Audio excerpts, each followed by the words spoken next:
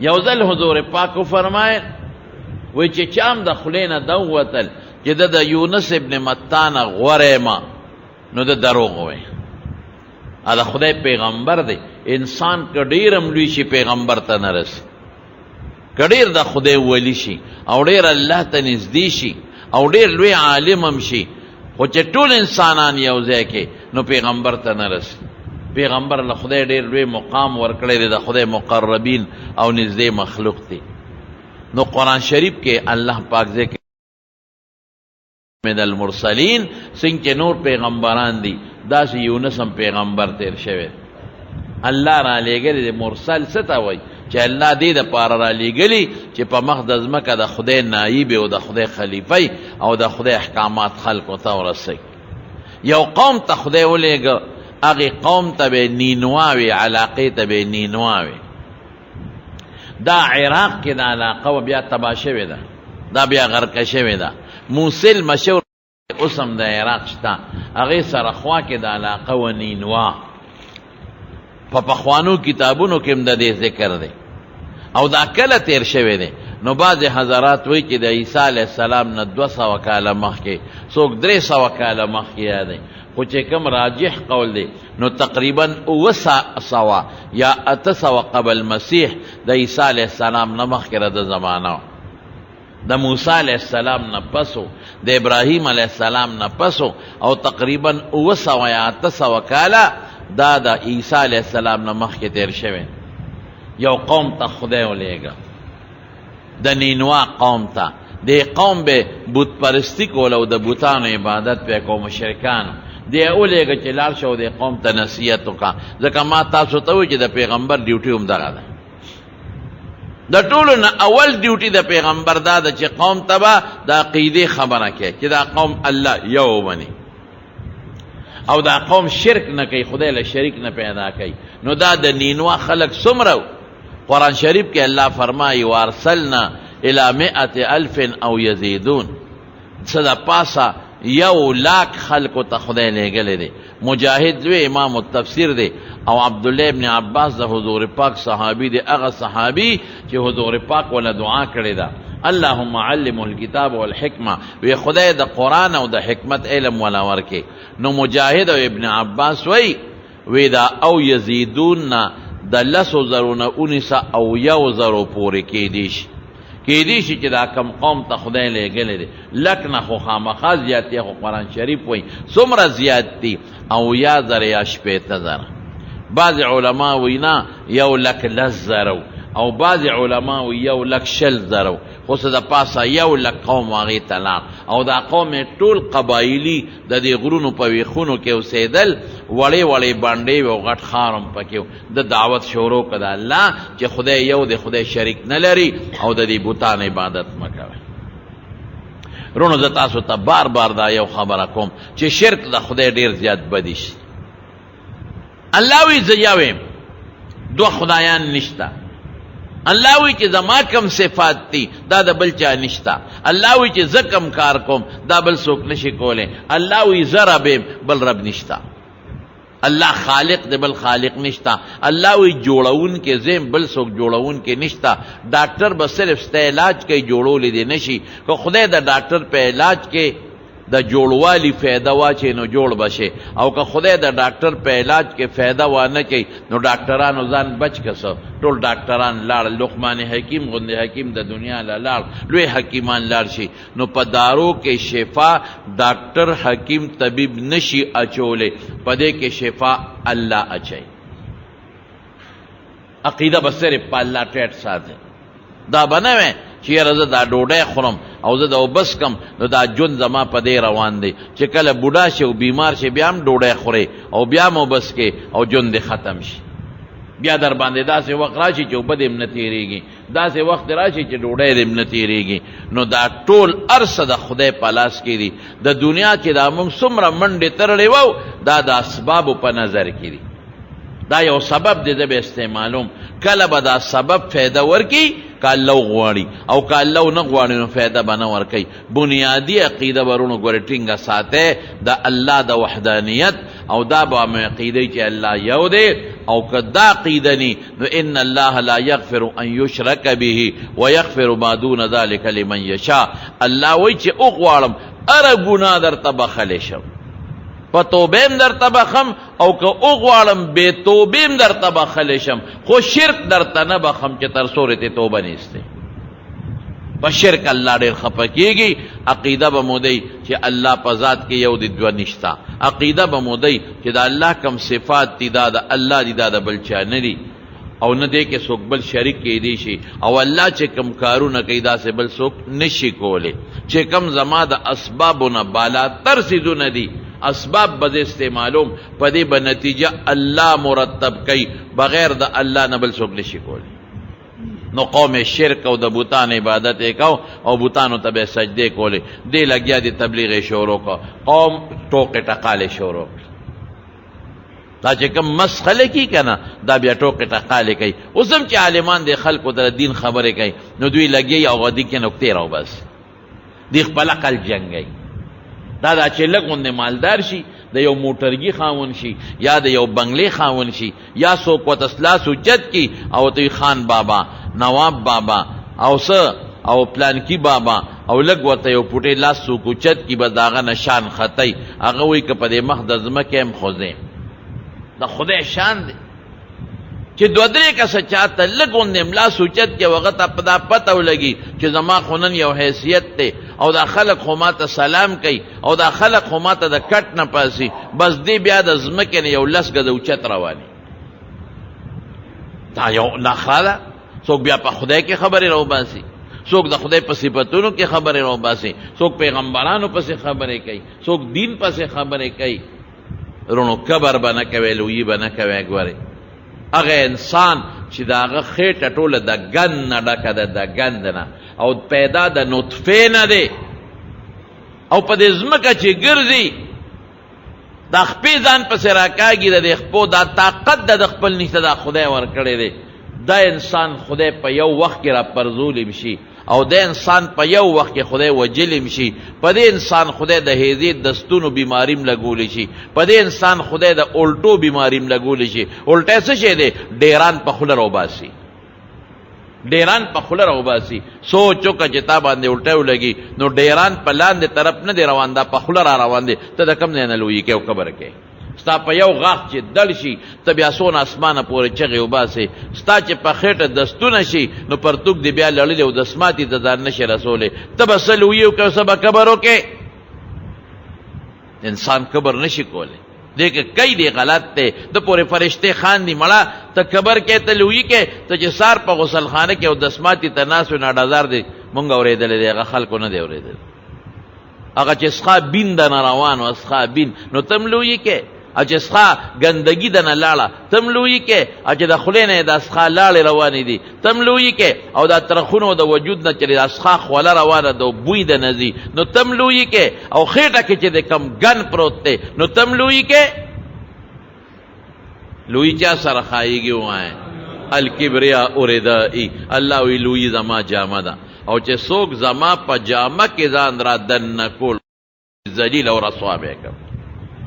پام کوي لویونه کې، ګورې کبرونه کې کومه خبره چې کوي په احتیاط کوي، د خولې نه خبرې احتیاط سره وباسئ، بې احتیاطه خبرې به نه کوي. نو قوم پیغمبر پورې ملنډې شروع کړې، ټوکې ټقالې شروع کړې، تر دې حده پورې چې دی غریب په وهلو یې پې شروع کړه. وهه به دامره به ووهه چې وینې به ترې لاړې.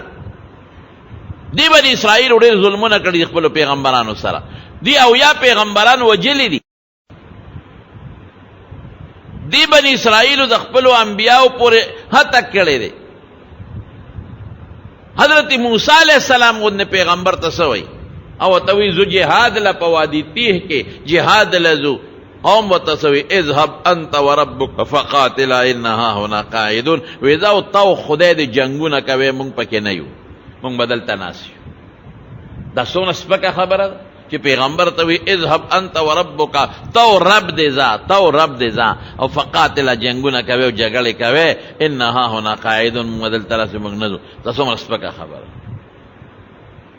هغه به ورته وی چې بیت المقدس ته داخلېږي نو سجدن نو ورننوځئ او پاجزۍ ورننوځئ او 2 رکعاته تحیت المسجد وکړئ. اوس هم چې جومات ته راځئ پاجزۍ را دننه کېږه، خیخ په مخ کې کا، درود شریف ووایه او اللهم افتح لي ابواب رحمتک ووایه او 2 رکعاته تحیت المسجد وکړه چې مکروه وخت نه. هغې به څه چل کو، هغې به ځان په کوناټو توخاو.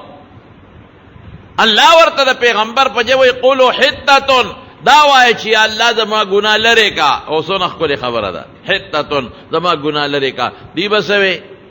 دی به وی حنطوة غنم، استهزاء به کوله. حبة فی شعیرة، زمونږ دانې پکار دي، د استهزاء به کوله. نو خدای ذلیل او رسوا کړل. د خدای حکمونو پورې ټوکې ټقالې به لنډې، استهزاء به نه کې.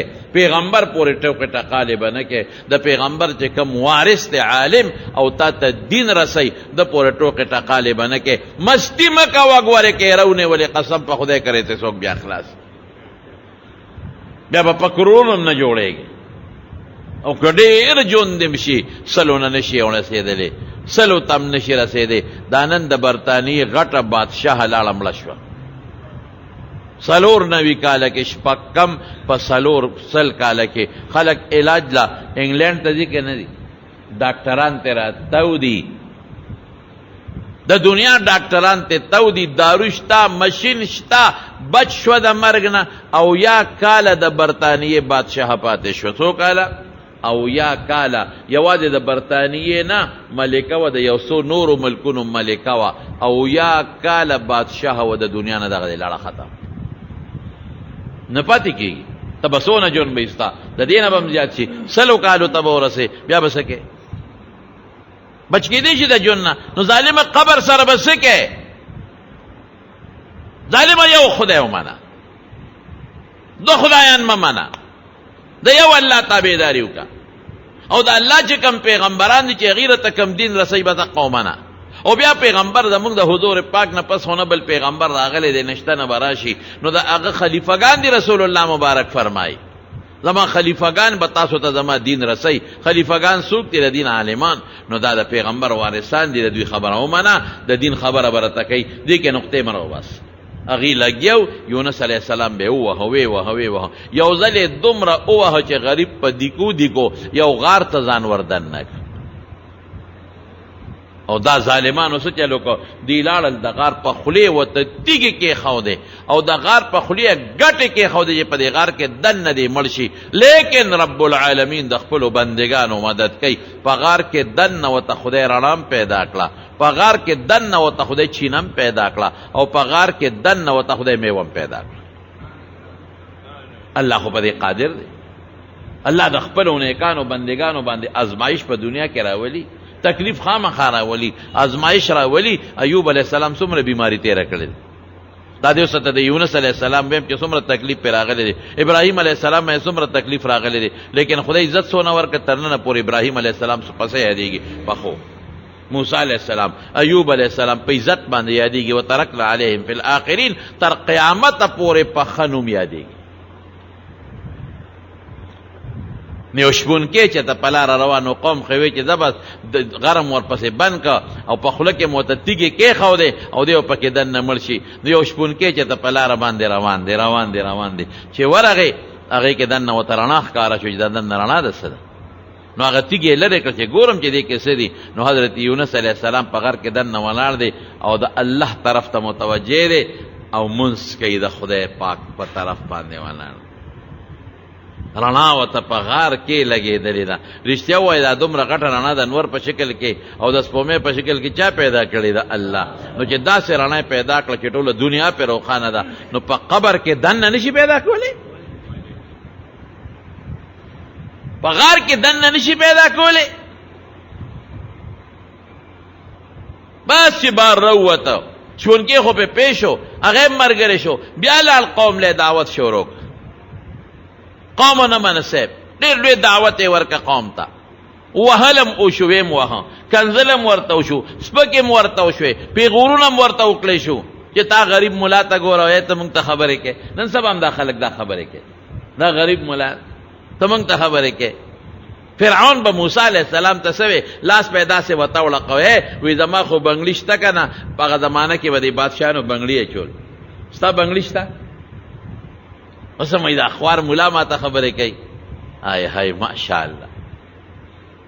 بس د اخیری ورته خبره وکړله چې بالکل مایوسه شو د قوم نه. نو قوم ته یې بس زه دنه لاړم، ما خپل کار پوره که، ما خپل ډیوټي پوره کړه، تاسو نه سمېږئ، زه درنه لاړم. خو واورئ 3 ورځې به تاسو ته پسې به تاسو ته به عذاب راځي 3 ورځې پس. او چې عذاب راشي نو 3 ورځې به ستاسو رنګونه تک زیړي، مخ به م زیړي، 3 ورځې به مخونه بیا سره شي، 3 ورځې به بیا مخونه تک تور شي، او په 10مه ورځ به د خدای قهر او غضب راځي، تباه کېږي به. او لاړ دی د کبرجنو نه لاړ، چې چا کبر کو لاړ. چې لاړ ته د خلکو ویره دی یونس خو دروغ چته نه دی ویلې، هر څه چې خو خبرې رښتیا کړې دي او موږ نه دی منلې. وګوره چې دې شته که نه، نو که دې په دې کلي کې وي نو بیا به دې دروغ وی، ولې چې عذاب راځي دی ولې نه ځي. او که دې په کلي کې نه دی باري نو بیا د ده خبره رښتیا کېدی شي چې وی قتل دی نو اوتې. نو قوم کې شک پیدا شو. نو چې شک پیدا شو نو د خدای عذاب پې راغی د پاس.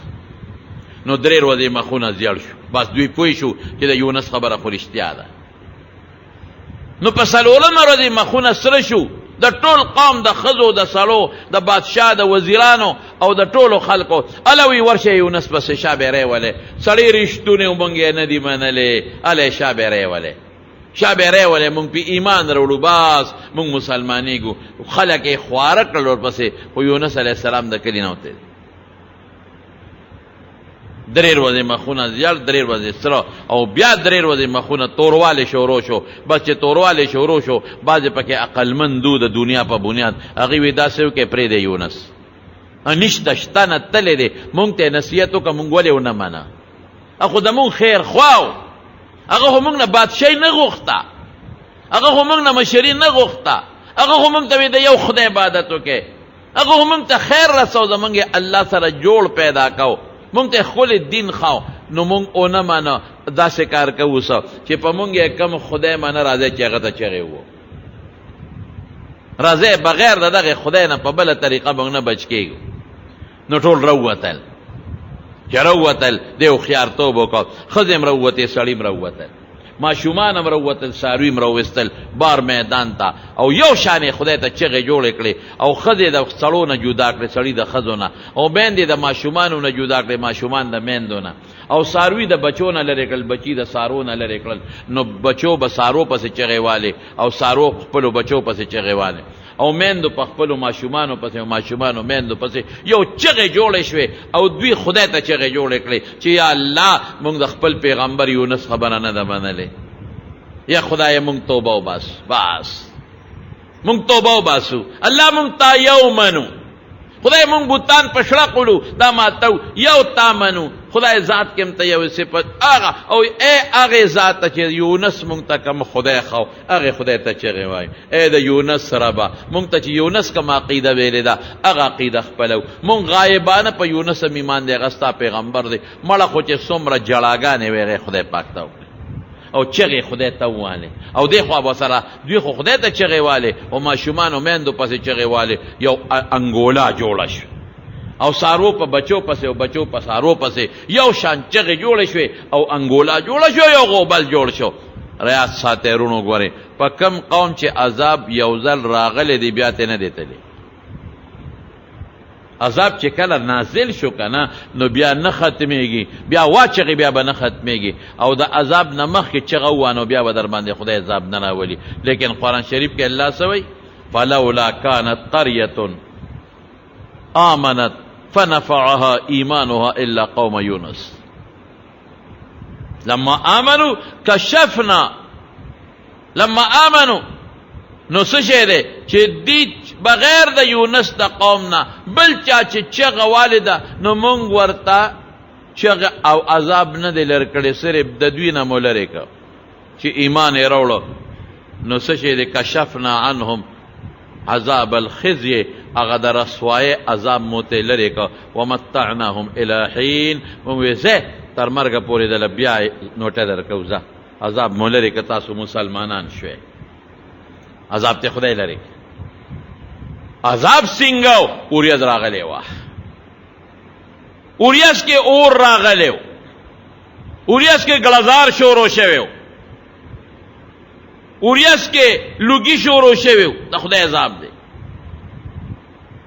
قسم دې که د خدای عذاب ترونه څوک ټینګېدی شي. تاسو په دې سیلاب کې ونه لیدل؟ دا د تاسو نه خو تېر شو، زمونږ د خلکو نه خو تېر شو. ورشه سیند ته لاړ شئ، په هغې خلکو اوس هغه اوبه او سیلابونه ورغلي دي، غونډ غونډ کلي ډوب کړل، غونډ غونډ کلي ډوب دي. خلق پکې مړه شو، د مقبرو ځای نشته چې دا مړي په کم ځای کې ښخ کړي. د مقبرو ځای نشته چې دا مړي کم ځای کې ښخ کړي، دا ځای نشته د مقبرو. مقبرې ټولې په سیلاب کې ډوبې دي. ماشومان مړه دي او خیمې نشته غریبانانو سره، کټونه یې ریستې دي، په هغه کټونو کې پراته دي، کټ نه خیمه جوړه کړې لاندې ته پراته دي، او کټونه یې درولې دي، خیمې دي، او هغه مړه ماشومان ورسره په خیمو کې پراته دي. کم ځای ښخ کړو؟ او د ماشوم د خخول انتظام هم ورسره نشي چې داسې کم ځای پسه یې ښخ کړو، کم ځای وله ځمکه کنده وباسو، څوک ورسره؟ داسې یو حال دی د مارونو. توبه به وباسئ خدای ته، او د خدای د قهر نه به امن غواړئ، او عقلونه به نه جنګوئ چې د خدای قهر راشي. قسم به خدای کې بیا دې څوک بچ کړي. اوریس پې راله، په بعضې قومونو جبریل علیه السلام چغه والد او ټول مړه دي. داسې اوریز راله چې هغې کې ډزار و، هغې کې لوګي و، هغې نه اور ختېده، به دوی خو پوي خدای ته چغې چغې چغې چغې، په چغو الله خوشحالېږي. څومره چې الله ته جاړې او فریاد کې، او څومره خدای ته زاري کې او سجده ورته کې او په ځمکه ورته پروت دی، نو الله خوشحالېږي. عذاب تلال ختم. چې ختم شو بس دوی پورا مسلمانان شو، ایمان یې راوړو. لما آمنو، قرآن شریف کې الله فرمایي اسلمو هم نه دی، هغې کې بعضې علما بیا څه تاویل کوي، آمنو ایمان یې راوړو. فنفعها ایمانها، ایمان ورته فایده ورسوله، ایمان لوی شی دی. کشفنا عنهم عذاب الخزي ومتعناهم الى حين. هلته کې یونس علیه السلام سره خو الله ویلي، هغه چې به څوک راغی د نینوا علاقې نه، هغې نه یې تپوس وکړه د نینوا علاقه کې څه چل دی؟ وی ټیک ټاک خلک یې سم دی، او عذاب خو نشته. نو یونس علیه السلام دلته پریشانه شو، یا خدایا تا خو ما ته وایي چې په لسمه ورځ به پې عذاب راځي او تباه کېږي به، دا خو لس نه چې ورپسې نورې م ورتېرې شوې، دا څه شو؟ دا به څه کېږي؟ د قوم یو قانون چې قوم ته به چا دروغ وي وجبه. اوس به قوم ما ته څه وایي؟ قوم به وایي چې مونږ ته دروغ ویلي چې تا وی عذاب به راځي، عذاب خو رانغی، راشئ مړی کې، نو دی پریشانه دی. او دینه نه دی خبر چې د ما په قوم خو عذاب راغلی او خدای ته چغې والی عذاب ختم شوی. اوس قوم د پسې ګرځي چې ورشه یونس راولی، بعض زمونږ په غایبانه ایمان دی، زمونږ پیغمبر دی، او مونږ د یونس رب ومنه، مونږ الله ومنه، الله یو دی. قوم د پسې ګرځېدي، د قوم نه تښتېدلی دی، وتی دی، او دی خفه دی، غصه دی چې خدای دا به څه کېږي. وظنون اذ ذهب مغاضبا، الله قرآن شریف کې ظنون والی دی، وتکب والا، اذ ذهب مغاضبا غصه وت، فظن ان لن نقدر علیه، د دا ګمان وکړه چې مونږ به د تکلیف رانه ولو. دلته کې یونس علیه السلام یو چل وشو دا چې الله ته یې سره مشوره ونه کړه. پیغمبر له پکار دی چې هغه الله سره مشوره وکړي، چې الله ته رجوع کړو چې یا الله تا خو ما ته وایي چې لس ورځې پس به عذاب راولم، او مخونه به درې ورځې زیړ او بیا درې ورځې سره او درې ورځې توري، او عذاب خو به دوی رانغی پروردګار. دا څه چلو شو؟ ولې عذاب رانغی؟ الله ته خو ستا وعده خو پوره کېږي، پیغمبر سره خو چې ته خبره وکړې هغه خو ټیکي، دا ولې رانغی؟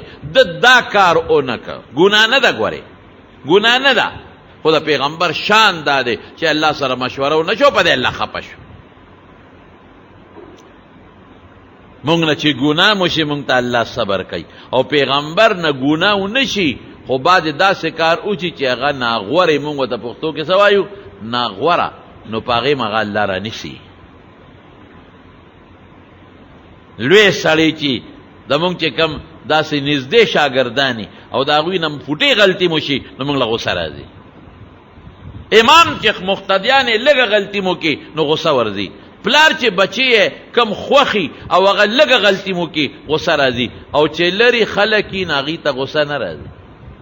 خپلو ته ډېره زر غوسه راځي. هلکه داسې ده که نه؟ ستا بچی او پردی بچی چې په جګړه شي نو خیار سړی څه کوي؟ پردی بچی وي که خپل وایي؟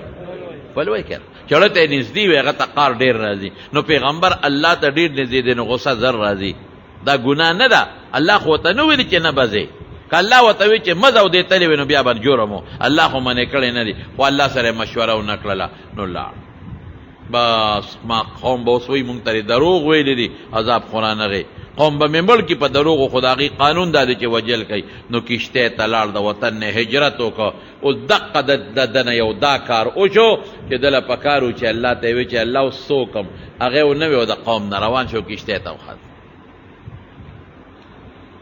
وان یونس لمن المرسلین اذ ابق الى الفلك المشحون یو ډکه کشتۍ و هغې ته وخته او چې څنګه وخته او کشتۍ د دریاب د منځ ته لاړه دریای فرات دی چې د هغې منځ ته لاړه منځ خو نی خو لکه ډېره لرې شوه کشتۍ روانه وه نو په کشتۍ باندې چپې راغلې و هغې ګیره کړه. یو طرف نه بل طرف نه چپې راغلې په کشتۍ. اوس به څه کېږي؟ نو قانون د هغوی ده او د هر چا یو خپل نظامي چې کله به د یو مولانا هغه زمانه د مریانو وه او د مالک نه به مریې تښتېدلی و او کشتۍ به دا چل شروع که نو خلکو به ویل که څوک مریې تښتېدلی د مالک نه نو هغه به معلوم که ابه دریاب ته وغورځو نو کشتۍ به بچ شوه. دا د هغوی یو قانون. منګي چغه وواله چې کشتۍ غر کېږي ټول مرو سوونه خلک دي ټول بربادېږي تباه کېږي مري. کم یو غلام د مالک نه را تښتېدلی دی کم رایې د مالک نه تښتېدلی دی اهله ځان ښایې دا یو به ورونو ډول خو به بچ شي که نه. بس دقه وخت د یونس علیه السلام ذهن له سوچ راغی چې دا خو زیمه ما خو الله سره مشوره نه ده کړې زه د وطن نه تللی یم وی زه را تښتېدلی یم زه هغه مریې یم. نه صاحب ته خو ډېر صالح انسان یې ته خو نیک انسان یې ته نه وی زه یم بس ما ور وغورځوی دی دریاب ته ما غلطي وکړله زه یم ګنې ټوله کشتۍ غر کېږي. وی ته نه فساهمه علما لیکي 3 ځله یې قراندازي واچوله فکان من المدحرین 3 ځله قرعه واچولو د یونس په سر به راخته 3 ځله دریاب ته ورویشته. بلکې بعضې علما لیکي چې په خپله اوچت شو دریاب ته ټوپ کړه چې زه یو به دریاب ته لاړ شم تاسو ټول خو به بچ شئ.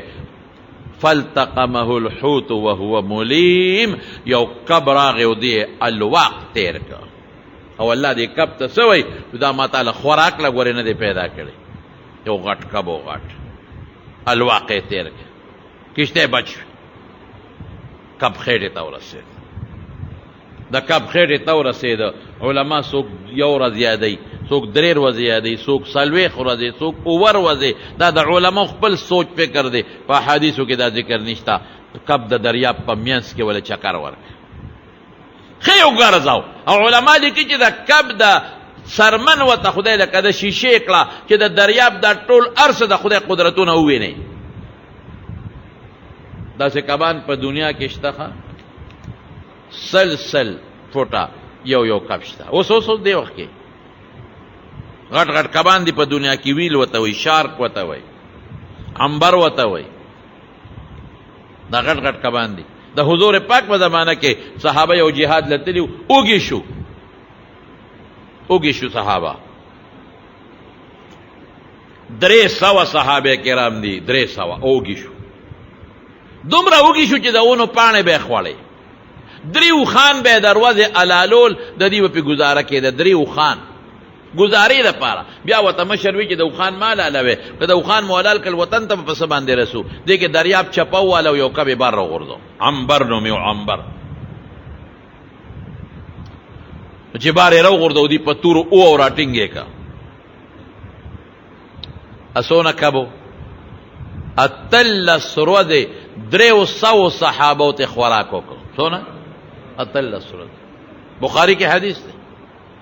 او بیا اوچ که دا مالګه پې واچوي نو غوښه وله اوچه کي نو بیا یې څه چل وکړه ورسره مدینې منورې ته ترې غوښه راوړه رسول الله مبارک له یې ورکړه او دومره غټ کب و چې 2 لشې یې یو ځای کړې د هغه مشر چې کوم صحابي دی 2 لشې یې یو ځای کړې داسې ویې درولې او چې کوم اوږد اوښ و اوږد سړی نو په هغه اوښ د پاسه یې کته ور واچوله اوږد اوښ او چې هغه کته واچول نور موچت شي او چې اوږد سړی هغه په د پاسه سور کو او دا غلشې لاندې تیر که سره وسرونه جنگېده.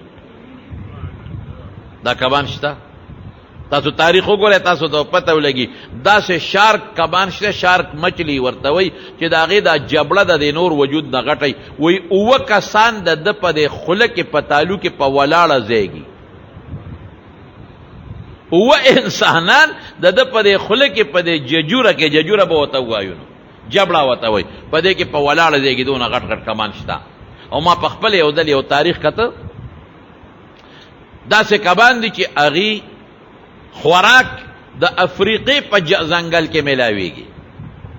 د افریقې یو مخصوص ځنګل یو خو چې هلته دریاب کې خوراک د ده میلاویږي، لیکن هلته د ده اګی چې واچي بچي نه پیدا کېږي. اوبو کې هغه ټمپریچر نشته چې بچی ته پیدا شي، اګی څښا کېږي.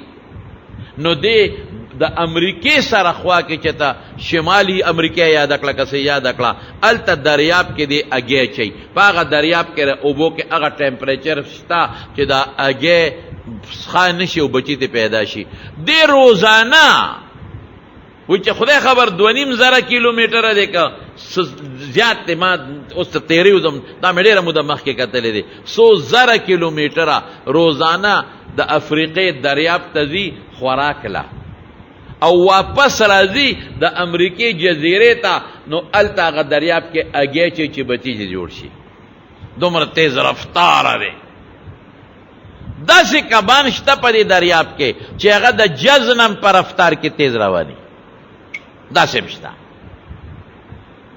د خدای ډېر لوی مخلوق دی په دې دریاب کې. تاسو د دریاب نه پته ولګوئ، تاسو ته پته ولګي دا زمونږ چې کم دریاب دی، د دې دریاب لاندې بل دریاب دی. دا ساینس وایي ستا، دا زه ځانه نه ویم، پیغمبر مخکې ویلي دي 1400 کاله مخکې ان تحت البحر نارا و تحت النار بحران، چې د دې دریاب لاندې اور دی، د اور لاندې بل دریاب دی. او نن ستا ساینس وایي چې د دې دریاب لاندې یو ته دی چې هغې ته هېڅوک هم نه دي رسېدلی، هغې ته ستا ساینس هم نه دی رسېدلی. خو موږ په آلاتو دونه معلومات کړي دي چې خوټ کېږي هغه دریاب. اذا البحار سجرت، خوټ کېږي. او د هغې ګرم دریاب لاندې بل لاندې بیا یخ دریاب دی. او عجیبه دا ده چې دا په بره په یخ دریاب کې کم کبان دي، دا هغې ګرم ته نشي تللی مري، او په هغه ګرمو خوټ کېدلو دریاب کې خپل کبان دي، هغه بار نشي راتلی، بار مري، هغې کې خپل ژوند تېرېږي. دا ساینس هم دې ته لا اوسه پورې نه رسېدلی.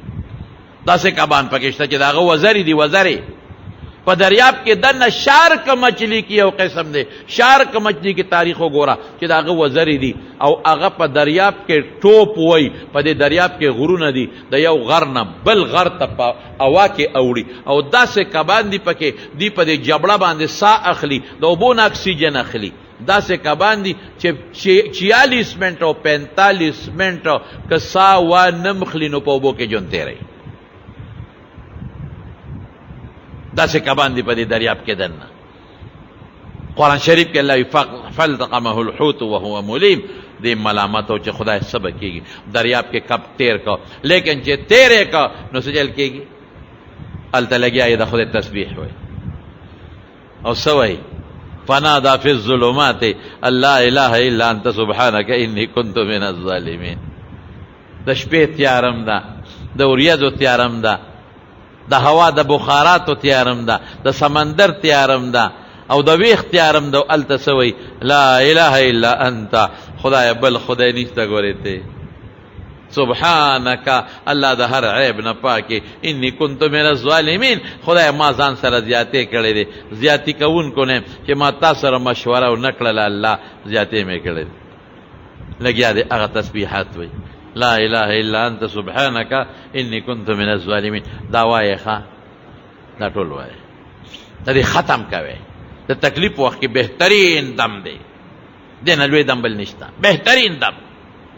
ما تیره جمعه ته استغفار ویلو، دا قرآن نه ثابت دی. نن درته دا دم ویم سبحانک لا اله الا انت سبحانک انی کنت من الظالمین. لا اله الا انت، خدای ستا نه بغیر بل خدای نشته. تو نخکل مانا دا یا اللہ ستانا بغیر دا عبادت لائق بل سوک نشتر پروردگارا سبحانکا اللہ تا دا ہر عیب نپاکی تاکی ایس عیب نشتا دا خطول دا عیبونو ندکیم او انی کنتو من الظالمین خدای دا ظالمانو نے ہر وقت کے ما پزان ظلم کرے دی او ما زیادتے کرے دی لگیا دی دا تسبیحات وی داو التا دا اللہ دا عرش فرشتے اللہ تسوئی یا اللہ یو آواز را روان دی تاسو کیا دی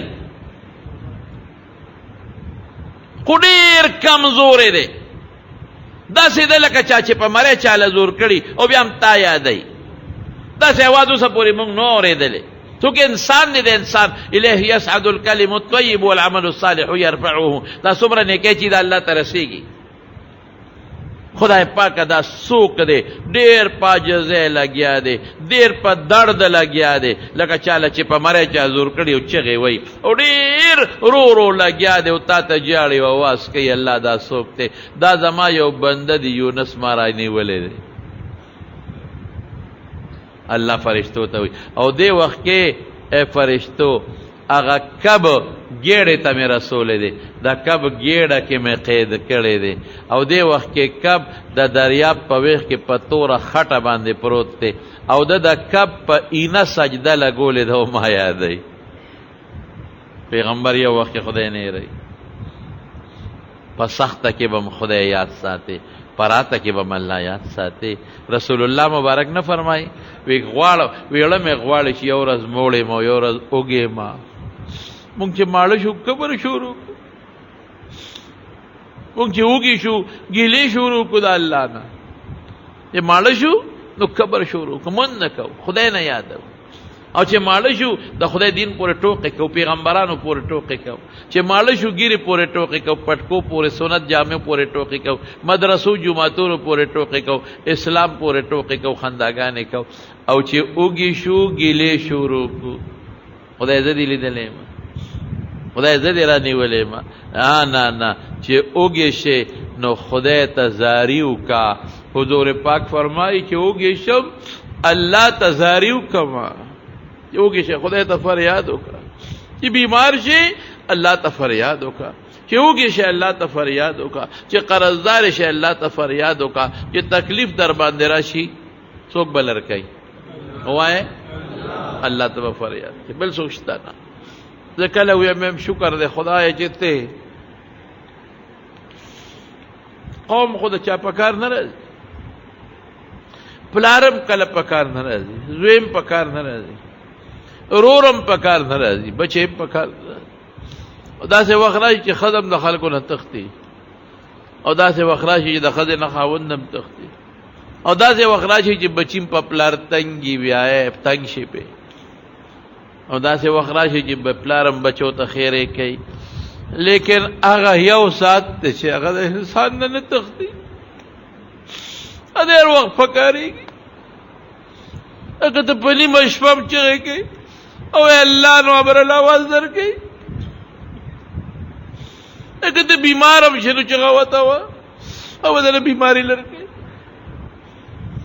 آغا ذات کہ تعالی تکلیف امراشی سے چھگا ہوئے دا برتا نوی چی دا گناہ دے والے کھڑے دے ملامت کئی با دے ملا چی تو تا سر کے دے تو اللہ چھگا ہوتا ہوئے دا برتا نوی چی بندہ دا گناہ دے والے کھڑے دے معاف کئی با دے کتت پنی مشبم چھگے ہوئے اللہ دا برتا نوی چی دا خورے دا خوب ہو اسلام اللہ لا خوب نرازی معاف کئی بدی تب ہوتا گناہگار چے ہوتا چگہ کی اللہ نو دی گناہگار لبا مماز ورکی بندہ والے اللہ تو یوزل وایا اللہ بدری دل آواز ورکی بندہ والے بندہ والے بندہ والے دومرا مہربانا خدای منگ پریخے دے دومرا مہربانا رب منگ پریخے دے او دا دے رب تعلیمات منگ پریخے دے منگے خبر پیدا شوے دے لوئی پیدا شوے دے کیسا تکلیف راشی اس سوگم دے نہ پکاری گی قسم پا خدای دا اللہ با دے پکاری گی سڑی رس پک شیڑا کہ اللہ تا چگہ ہوئے رس پک شیڑا یہ چو کر دے خدایا یہ تیت ہو چالے دکھے نہ ورکے کر پلار دی کور کوي، بچی دی کور کوي، خزه دی کور کوي، ته چاله دی کې نه ورکې، ته څوک نه شړې. الله وی دا په توره خټه پروت دی او ما ته چغې فرشتو الله ته چغې کړې الله معافي کا، معافي کا خدای. الله قرآن شریف کې سوئی فلولا انه كان من المسبحين للبس في بطنه الى يوم يبعثون. وی کدا ما تسبیح نه وکنا وی تر قیامت پورې به دلم جون ور کړو، د قبل به ور کړو، د کپ د ګډه کې به پروتو تسبیح وینو ما پرې خو رونو په تسبیح الله خوشاليږي. ښا سبحان الله وای، خدای یاد کې، خپل رب یاد کې، سبحان الله وای، لا اله الا انت سبحانك اني كنت من الظالمين وای، سبحان الله سبحان الله. موږ سکو په دې جبه ټولو غیبت کو دروغ په وای، ټولو غپې شپې په لګاو، کله دا یو لیډر صفت په کوو دا بل په بد وای، ټولو په دروغ وای، ټولو په غیبتونه کو. خدای ته وګوره بچي، د کشرانو ته وایم، د کشرانو بچو ته وایم مهرباني وکړه الله یاد کې، سبحان الله وای، الحمدلله وای، دغه خدای پکاريږي بل څوک نه پکاريږي، الله پکاريږي. فلولا انه كان من المسبحين، کدی د مسبحین نه نو دا تسبیح نه للبس في بطنه الى يوم يبعثون، دلب مم جن ور کړو د قبل. الله قادر دی او تر قیامت پورې به مدقه سي د کب جېړه کې جیل کې ګرځاو. الله کب ته حکم کو پغاړه وغورځاو، پغاړه را وغورځاو. مفتی شفیع صاحب لیکلي خپل تفسیر کې وجود کچا شوی وختې د وجود نه غورځېدلی او چې څنګه په غاړه وغورځاو نو الله په یقین د دې کدو د پاسه پاڼې خورې کړې، یو انور نه بچ او یو ځنګلي چیلې براتلا هغې به وله پی ورکول. نو چې وجود برابر شو ټیک شو نو چیلې بنده شوه او سیبا هغه بوټي وچ شو نو په جړا شو. دغه یو مرګره مې الله وی زور شه قوم لره، قوم د انتظار کوي، قوم د انتظار کوي، قوم د ټول مسلمانان دي. نو بیا راغی نو قوم وته خوشاله شو، ډیر جات وته خوشاله شو او بیا قوم سره خپل جون تیر کا، قوم مسلمانانو او د دې عزت کا او قدر کا. او بیا وفات شوی دی، سو کوئی په شام کې خاخ دی بیت المقدس سره، لیکن راجح قول دا دی چې هم التا هغه نینوا کې التا بیا وفات شوی دی او هغه خپل وطن کې خاخ شوی دی. تاسو دې نه اندازه لګوئ یو پیغمبر باندې څومره تکلیفونه راغلي دي د دین دپاره. ور محنت بکې علماو ته هم زه دا وایم، څومره علما کرام دي هغې ته هم دا یم چې تکلیف به تېروی، سپکې به هم در پسې خلک وي، بد به م وي، کنزل به هم درته کوي، هر څه به درته وایي، لیکن تاسو به د قوم خیرخواهي کوئ، د قوم خیرخواهي به کوئ. مونږ ته د قوم دا کشران داسې ښکاري لکه د بچو په شان، او دا مشران داسې ښکاري لکه د خپلو ورونو په شان دی، دا سپینګري داسې ښکاري لکه د خپلو ترونو په شان دی. مونږ خیر لټو د قوم، مونږ وایو چې دا قوم د خدای عذاب پرې را نه شي، چې دا قوم خدای سره جوړ پیدا شي، دا جنت والا جوړ شي، دا دوزخ والا جوړ نشي. دا زمونږ سوچ دی. ځان لم دا سوال کو، قوم لم. او دویم دا معلومه شوه چې کله ګورې په لږ څه خدای غصه کېږي، په قهر کېږي، نو تسبیح به وایې. څه به وایې؟ تسبیح، لا اله الا انت سبحانک انی کنت من الظالمین. نو الله به بیا مدد کوي. او چې کله عذاب راشي الله ته به توبې وباسي، جړا به کوي الله ته، په جړا الله ډېر زیات خوشحالېږي. چې خدای ته دې څومره وجړل نو دومره خدای به خوشحالېږي په جړا. خپل عاجزي په عاجزۍ او د خدای په لویي، خپل عاجزي چې زه عاجز یم او کمزور یم، او الله ته لوی ذات دی، د خدای لویي، بس دا کمال دی. عاجزي به کوې، کبر به نه کوې، تسبیحات به وایې، سبحان الله به وایې، او د خدای لویي به بیانوئ. بس دغه د دنیا جون دی تلو والا دی، څونه جون به بس ختمېدو والا دی، ختم، څونه به زموږ جون دی. خو چې خدای ما خیر ښه کړي والله را راضي شي الله هغه ذات دی چې هر وخت ستا په کارېږي او هر وخت چې ته چغه ورته ووې نو تا نه الله پاک تا په کارېږي.